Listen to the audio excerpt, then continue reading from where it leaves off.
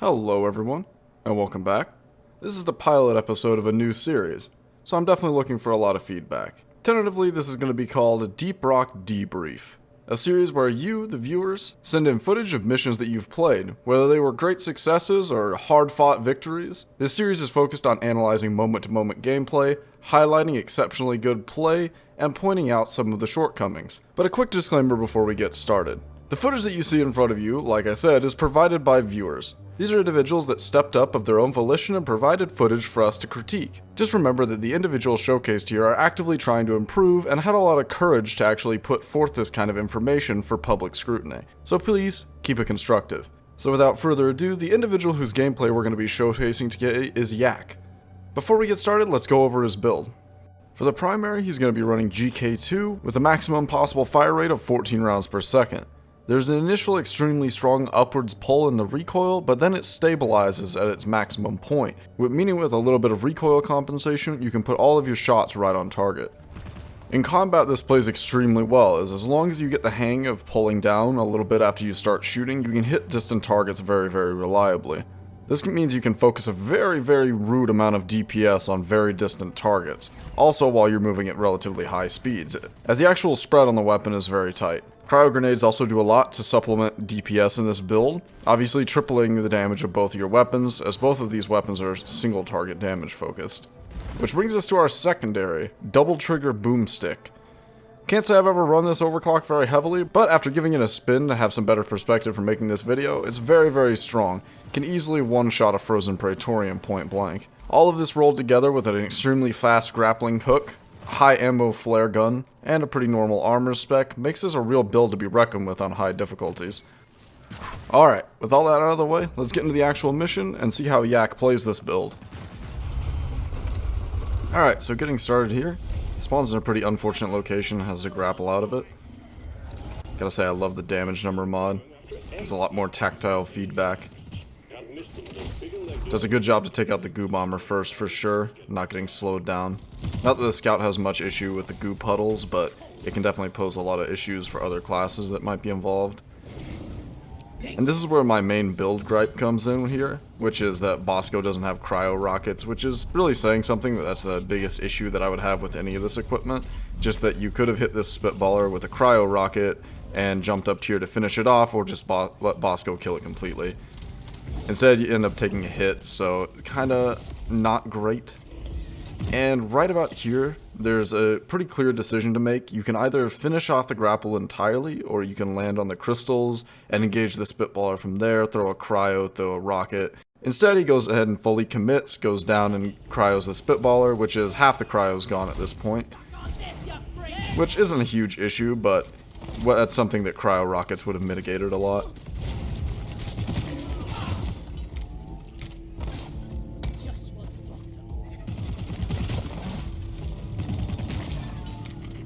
Really good combat rotation going on, Born Ready being used very heavily.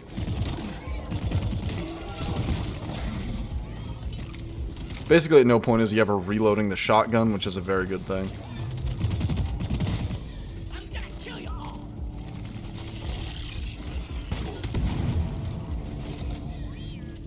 Clearly he's very well aware that exploders are not a threat at close range unless they're sneaking up on you, just simply taking them out with pickaxe swings.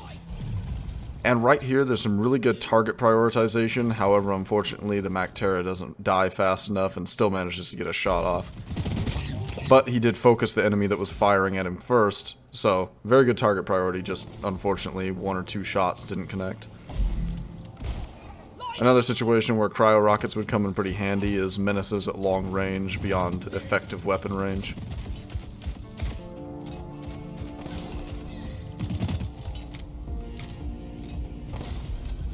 One of the biggest things I harp on people for on Hazard 5 is not healing themselves by any means necessary, which he's doing a very good job of here, staying on top of it and constantly replenishing his health so he's at least around half.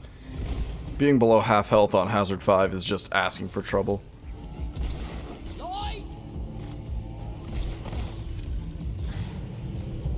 Manages to find even more health, so he's in a really good situation right now. I was born ready. Help me with the minerals here. Once again, a lot of goo bombers present in this mission, so getting stuck in the goo for even a split second like that is going to be a big issue, especially with so many ranged enemies around. Whenever a goo bomber gets involved into a kiting situation, I like to take much longer paths to give the goo time to dissipate, which is something he's not really opting to do here, kind of staying in the same area. So obviously the goo is having much more of an adverse effect because of that. Overall, the swarm composition is also getting stuck in the goo, and it's mostly comprised of guards and slashers, so it doesn't present too much of an issue. But if there were a lot of ranged enemies involved while you were stuck in the goo, there's a very good potential that you can get shot a lot by Mactera.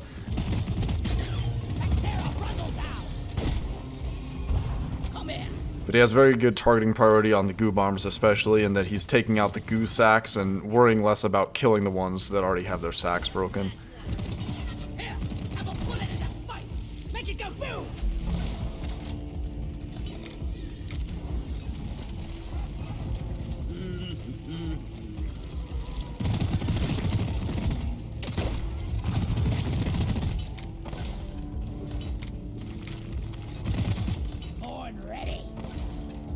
So, looking around at the terrain scanner, it seems like the cave is split up into two major areas, one with 4 eggs and the other with the other 4 eggs. So he's going to go ahead and move into this area, set up shop, drop a resupply, and try to get all of these eggs to start with.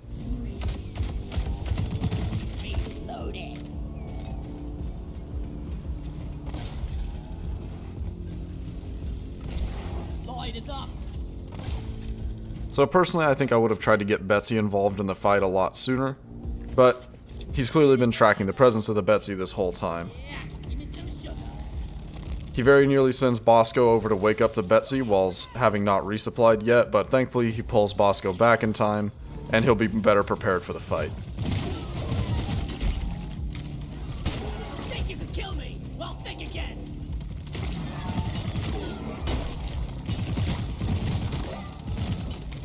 Now, the only real mistake or misplay, as I would call it, in this gameplay is coming up right here. When it comes to the Betsy fight, he neglects to actually put cryo onto her.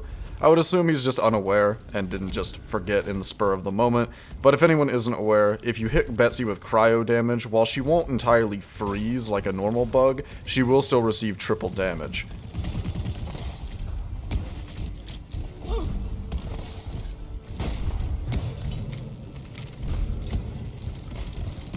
Overall though, operating without this information, this is an extremely clean Betsy fight, and he only gets hit once.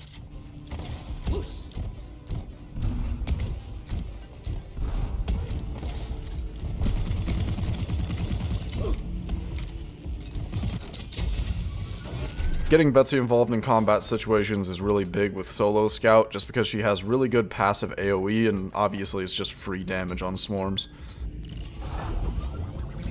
which can either allow you to double down and do even more damage in combination with Betsy, or play much more passively, while still allowing a lot of the swarm to be cleared by her bombs. Good use of hover boots, mitigating what fall damage you can. I'm not sure if that fall would have taken any health off, but regardless, it's good to always use your perks and keep them on cooldowns. Reloaded. Oh yeah.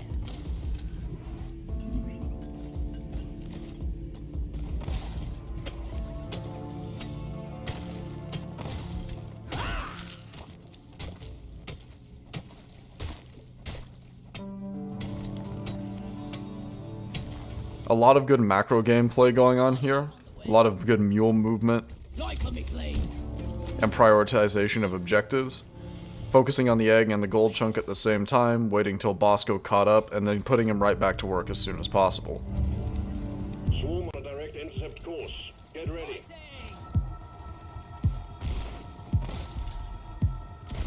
Lighting up. And since he has a good amount of ammo and Betsy on his side, he's going to go ahead and pull 3 eggs. And ready. What's in line? Follow me. Bosco, Swarm, they're here. light.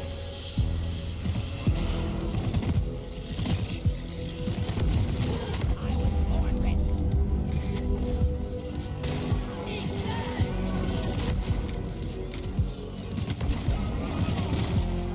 seemingly always keeping an eye on Bosco out of the corner of his eye. Something I'll always preach is pushing the macro game at all times, and clearly he's doing that very well here.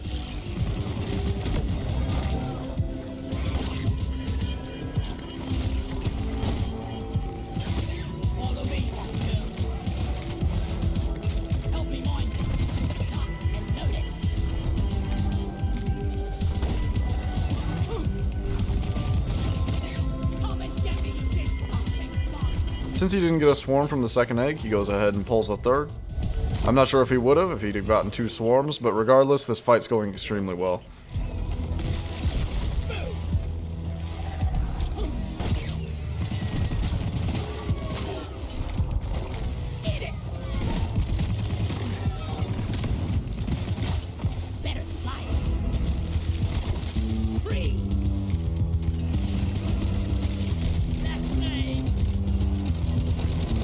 Two cryos thrown slightly too close together to allow the freezing power to fall off of the player character. However, since he caught most of the bugs in the blast, it wasn't much of an issue. However, if it had been a larger wave, it might have gotten him killed.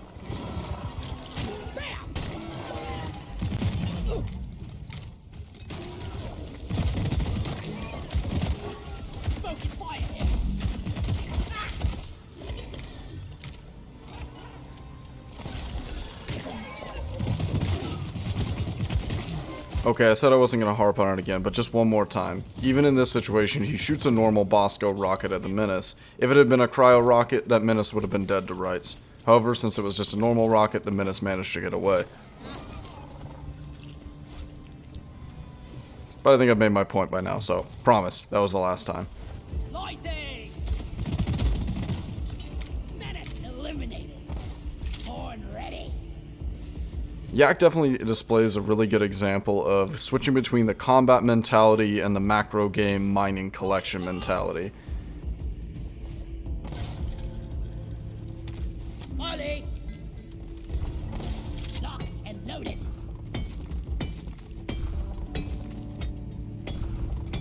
He blends a lot of the macro game and mining into the combat situations like you saw there, managing to get 3 eggs pulled while fighting. However, there is still large swaths of this missions that are purely mining and exploration. A slight improvement that could be made here would be to pull the eggs at a more slow and steady rate and continue to explore the cave while fighting. Stinky, stay by my side, Bosco. Reload it.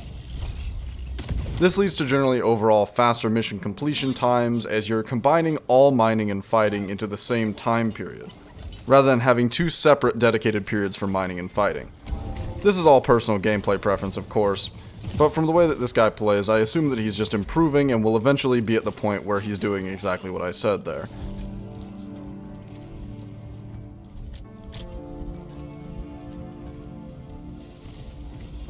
Down the hatch.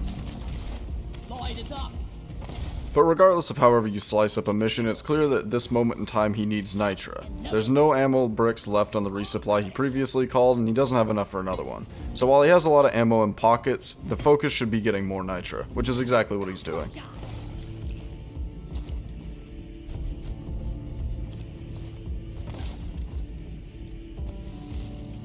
My grandpa told me they used real mules back in the day, keeping up the tradition.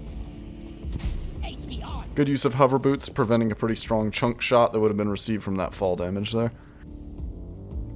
Alright, jumping ahead a little bit, we've arrived at our second area where a lot of the eggs are centralized, and he's going to do the same process, drop a resupply, Drawn and supply pod is inbound. Need a damn minecart on legs. Where is it? get the mule in position, very nice Bosco throw there by the way, and get ready to pull some eggs.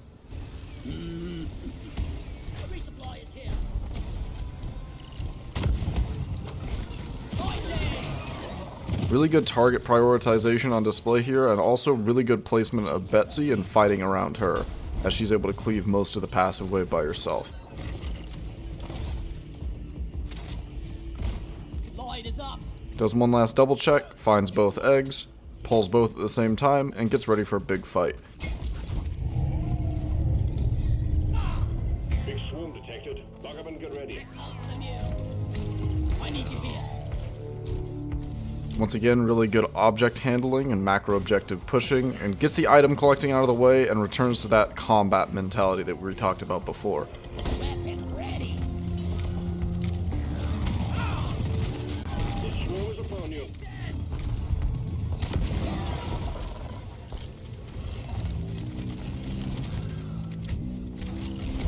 Flares up. Point. I was born ready. And clearly feeling confident after his last success, he's going to pull a third egg again.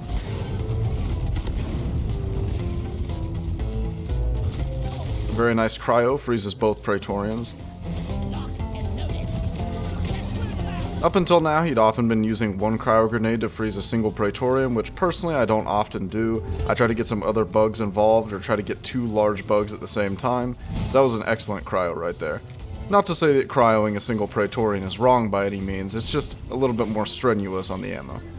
But if you have the ammo to spend, no sense in not using it. I believe he just prevented lethal fall damage there with those hover boots, which, even though I advocate pretty strongly against hover boots, that was a very nice save. Oi! Wave is almost over. Don't waste your ammunition. Very good amount of sugar in this room, and he's definitely taking advantage of it, making sure he's always topped up on health. Take off. Enemies frozen. And now that he's a little bit low on health and extremely low on ammo, he's going to get the full value out of his resupply.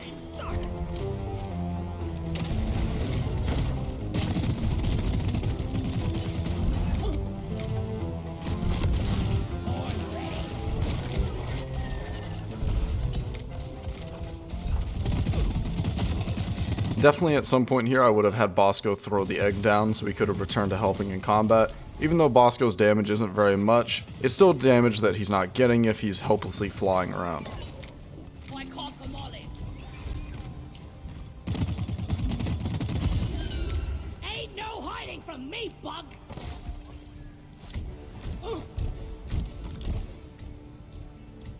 Now we're going to head back, pull our last two eggs, and hopefully find the fossils on the way. On his way to the last two eggs, he's picking up the last of his fossils, and he actually executes a really cool piece of movement tech with hover boots. You see here, he grabs the first fossil and uses hover boots to stop a fall. However, he's able to re-grapple while still having hover boots active, so even at the end of his second grapple, he's still hovering and able to fall gently to the ground. The second momentum stop of the hover boots really didn't do much to prevent fall damage in this situation, and the fall damage he took wasn't very severe, but still, very cool piece of movement. Okay, come here. Alright, he's got all his fossils, arriving at the last two eggs, gonna send Bosco for the far one, get Molly for the close one, Molly. and should be able to wrap this up pretty comfortably.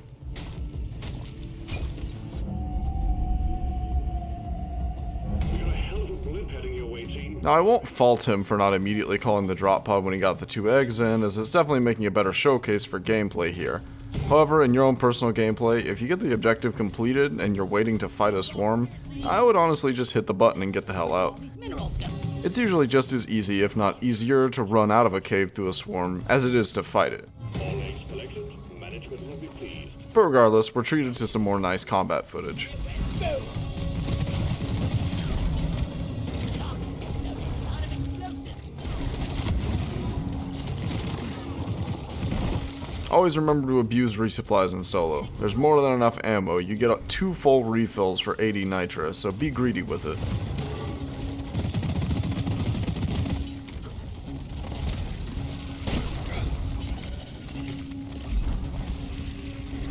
Lighting up. I was born ready. Funnily enough, he actually gets some damage out of hover boots. Not something that everyone can pull off. Doesn't really change my position on the perk though. Off the big one. Born ready. See you later. A beautiful double cryo on those Praetorians, taking advantage of blow through on the boomstick. Hostiles are backing down. Finish them.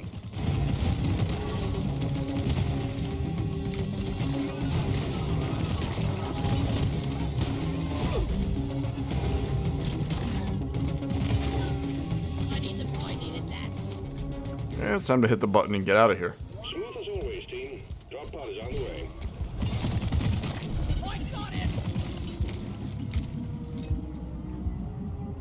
Needless to say, the trek to the drop pod was no issue for a well-supplied and armed scout, simply finishing off the last of the bugs, gathering some extra gold for Dwarven Greed, and hopping into the pod. All in all, a really nice run. Let's go over a couple of things and then wrap it up.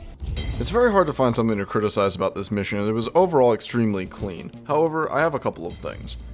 Primarily, make sure that you're kiting based on swarm compositions. For example, in this mission there was a lot of goo bombers dropping goo around the area. Rather than adopting a wider kiting range or going down a different tunnel or area, he continued to kite in the same sort of area and ended up getting stuck in the goo multiple times. Now, since he was a scout with a very fast grapple recharge, it really wasn't much of an issue, and the fact that he knew that probably affected his decision to play a little bit more dangerously. But overall, when it comes to extremely safe play, you want to try to steer clear of goo bomber puddles at all costs. I will say that he had extremely good target priority in breaking the goo bomber's sacks. Even while he might not be able to kill them, that does disable their goo trail ability. Second of all, as I mentioned earlier, using cryo on Betsy. You saw about how long his fight with the Betsy took. Even though it was extremely clean, it was very risky and it drug him pretty far away from where he wanted to be. Comparatively, using cryo on the Betsy with the exact same build would have yielded a much faster kill. Like I said before, I really just think he wasn't aware of this information and it wasn't actually a mistake so much as just something that he's going to learn from this video. And finally, more of a build-related thing, is I noticed a very extreme lack of Bosco rocket utilization, and that Bosco was holding 2 rockets for basically the entire mission. In fact, I only saw 2 shot at all. And I don't fault him for this. Basic Bosco rockets are not very useful at all. However, I do see a very nice hole for some skill improvement in this build. If you would consider changing his Bosco rockets in the 4th tier over to cryo rockets, this would give him a lot more cryo to work with. As we saw multiple times, his build is heavily reliant on using cryo to cleave massive crowds.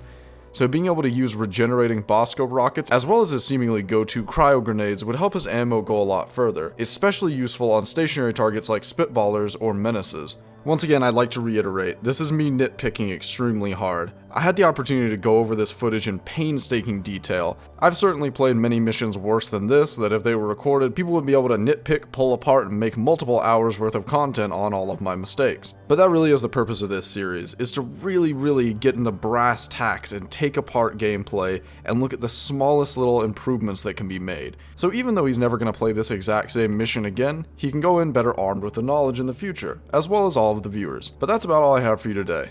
Once again, a huge thank you to Yak. Make sure you check the link in the description to find his channel. He makes some very interesting barotrauma content, which is a game I've kind of followed at a distance for a long time, but I've always been a little too frightened to get into myself. Should go drop him a sub, I'm sure he'd appreciate it. If you'd like to catch me live, I stream over on Twitch. If you'd like to talk to me or see if I'm accepting footage for future Debrief episodes, you can find that information pinned over in the Debrief channel of my Discord. And as always, thank you for watching, and have a nice day.